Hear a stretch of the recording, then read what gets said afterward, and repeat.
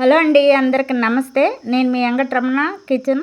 ఈరోజు మన వీడియో ఏమంటే సండే రోజు చింతచిగురు లెగ్ పీస్ పులుసు అనమాట. చాలా అంటే చాలా సూపర్గా ఉండిద్ది. ఒక్క పీస్ వేసుకొని తింటే ప్లేట్లో మెతుకు లేకుండా తింటారు, అంత శుభ్రంగా తింటారనమాట. నేను తయారు చేసుకున్న విధానంలోకి వెళ్దాం. ఫస్ట్ అయితే 1/2 కేజీ లెగ్ పీస్లోకి 1/2 కిలో చింతచిగురు తీసుకున్నాం. ఇది మా చెట్టుదేనండి. కోసుకొని ఈ విధంగా అప్పటికప్పుడు కోసుకొని ఈ అరచేతులు వేసి ఇట్లా నలుపుకోవాలి.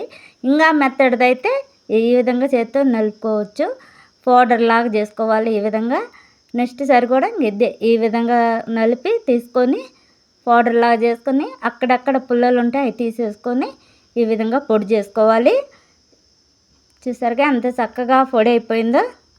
1/2 కేజీ లెగ్ పీసులు తీసుకున్నాం కదా, అందులో ఆ లెగ్ పీసులు ఈ విధంగా సన్నగా ఘాట్లు పెట్టుకోవాలి.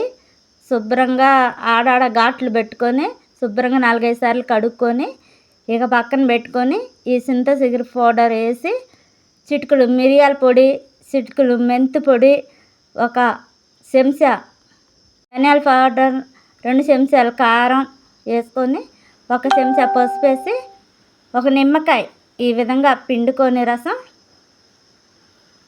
ఈ విధంగా నిమ్మకాయ పిండుకున్నాం కదా. ఇక ఈ ముక్కలన్నీ కలిసేంత వరకు ఈ విధంగా కలుపుకోవాలి. ముక్కలకు బాగా పడతాయి అన్నమాట. ఈ విధంగా కలుపుకొని ఒక 20 నిమిషాల పాటు పక్కన పెట్టుకోవాలి. చూసారుగా ఈ విధంగా నీట్గా కలుపుకోవాలి. ఆ ముక్కకి ఘాట్లోకి పోయి పట్టిద్ది. రుచికి సరిపోను సాల్ట్ 1 చెంచా వేసాను. సాలిపోతే మళ్ళీ వేసుకోవచ్చు. మొత్తం కలిసేంత వరకు ఈ విధంగా కలుపుకొని 10 నిమిషాలు పక్కన పెట్టుకోవాలి. పొయ్యి ముందే ఫ్యాన్ పెట్టి 4 చెంచాల ఆయిల్ వేసి సన్నగా కట్ చేసుకుని ఉల్లిపాయ ముక్కలు వేసుకోవాలి. ఉల్లిపాయ ముక్కలు వేసుకున్న తర్వాత ఈ విధంగా దోరగా ఫ్రై అయిపోయినాక రోట్లో దంచుకున్న అల్లం వెల్లుల్లి పేస్ట్ వేసుకొని ఇది కూడా ఎర్రగా వచ్చేంత వరకు ఫ్రై చేసుకోవాలి. మళ్ళీ కలిసేంత వరకు ఇది కలుపుకొని ఎర్రగా వచ్చేంత వరకు ఈ విధంగా ఫ్రై చేసుకోవాలి. ఇక ముందుగా కలిపి పెట్టుకున్న ముక్కలు చింతచిగురు పీసులు ముందుగా కలిపి పెట్టుకున్నాం కదా, ఈ విధంగా వేసుకొని మొత్తం కలిసేంత వరకు కలుపుకోవాలి. ఈ నాస్టిక్ బాండి వేసరికి పొయ్యి మీద ఈ విధంగా జారిపోతూ ఉంది. చిన్నగా కలుపుకోవాల్సి వస్తుంది. ఈ విధంగా మొత్తం కలిసేంత వరకు కలుపుకున్నాం కదా. పైన అయితే ఈ విధంగా కరివేపాకు జల్లాను నేను. ఆయిల్లోనే వేయచ్చుగా అనుకుంటారు, కాదు నేను ఈ విధంగా వేస్తాను. చాలా అంటే చాలా బాగుండిద్ది. ఇక దీన్ని 10 నిమిషాలు ఉడికించుకుందాం. సన్నగా కట్ చేసుకున్న మీడియం సైజు టమాటా ముక్కలు ఈ విధంగా వేసుకోవాలి.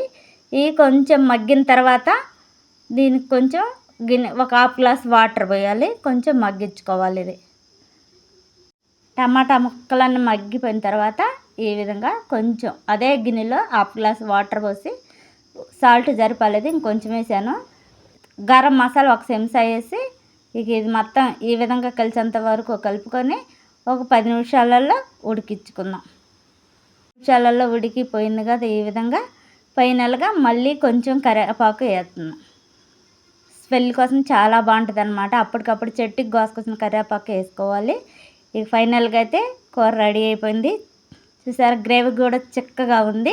నచ్చితే మీ ఫ్రెండ్స్ అందరికీ షేర్ చేయండి. ఒకసారి ట్రై చేయండి. ఎలా ఉందో నా కామెంట్ల ద్వారా తెలియజేయండి. నచ్చితే సబ్స్క్రైబ్ చేసి లైక్ చేయండి. Bye bye.